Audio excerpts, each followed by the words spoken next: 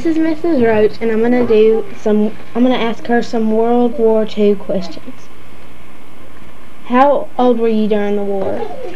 Well, I was about 12 when they really started fighting the Germans. I mean, when the United States got into the war, they were fighting before then. Did any of your immediate family get drafted into the war? Yeah, I had a brother that got drafted. How did it make you feel when the Germans were killing the Jews? Oh, well, we didn't know that for a long time, what they were doing. They started out killing Jews. How did it make you feel when the Germans were killing the Jews? Well, we didn't know about it for a long time, what they were doing. It was a bad feeling because you're not supposed to kill people. Who was the worst dictator in your point of view? Oh, Hitler was. Is that just the person everybody hated? Well, he was just, they were killing people and taking over the different countries. He'd take over one country and then go take another one over. And so that's the reason the United States got into the war, because he was taking over a lot of countries before we got into it. And then there was Pearl Harbor too over another. Japanese had bombed Pearl Harbor, and we were into that too. So we had two wars going on there at one time. Did anyone in your family, any of the women, have to take up men's jobs? Well, I guess we all did men's jobs at home because we worked out in the field. That's a pretty good work, pretty hard work, but not the women. No, they weren't old enough. Mine and my family weren't. But I did know some that did go to work. You call them Rose of the Riveters and all. How did you find out about the attack? That there was an attack at Pearl Harbor?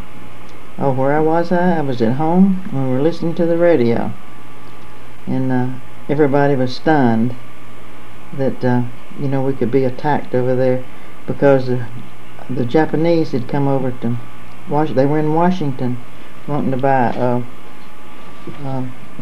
iron and everything to make bullets and all, and here they were.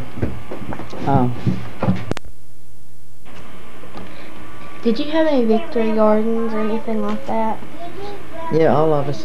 We were in 4-H at that time, and we all had a victory garden, and we also collected stamps for them to sell, and we purchased war bonds. You could purchase stamps and then save enough stamps up to buy a war bond. And see what else and we got out and collected old aluminum, so they could use on making planes and things. And just about everything, steel or anything like that they wanted. Did you and your family have to ration anything? Yeah, well, everything was rationed. You just had to have stamps to buy them with. And then when your stamps ran out, you couldn't buy any more, like coffee, shoes, tires, gas. I can't remember anymore, but there were several things that you had. It never bothered us because we had plenty, but some people didn't. And we didn't work at Public Works. We were out in the country, so that made a difference. Since you were out in the country, did you have things to eat and stuff like that? Since you we raised our grew your vegetables, own food? And we had our own chickens and cows and all that. So that's the reason. As long as we had food, we were all right. But we didn't have any. We didn't go very many places because of the gas rationing. And that's when I got courted too. They had to. Paul couldn't get enough gas sometimes to see anything wrong. Oh boy. What was it like here or in Alabama or anywhere after the war? Oh, everybody was so glad. Let me get rid of that dog. Good. Did you have any family that were prisoners? I had 3 that were prisoners. Didn't have any that got killed, but they stayed. Two stayed in there till after the war was over. It affected their lives afterward too. What was it like here or in Georgia or Alabama after the war? Oh, you asked me that. Well, everybody, that was the growing. Everything changed because there was a demand for everything.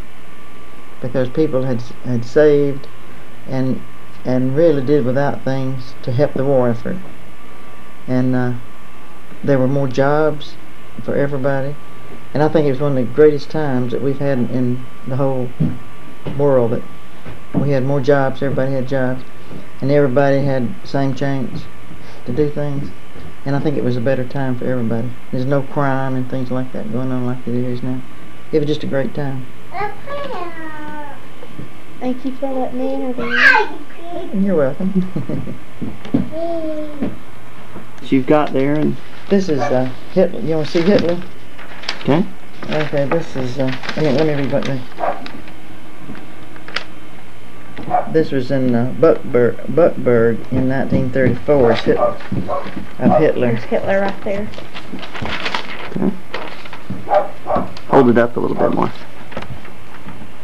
Alrighty. And these are some of the boys that they rescued out of the prison camps. Oh, here's this is a good one right now. That's a good one.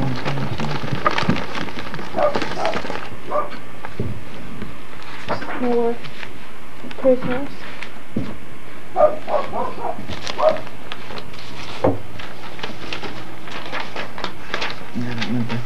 Let's see what it is. Oh yeah, there's some bodies. Those are bodies everywhere.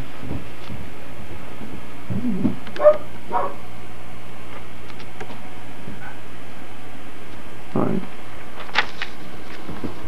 Uh-huh. Is that all? Yeah, that's all I can show you.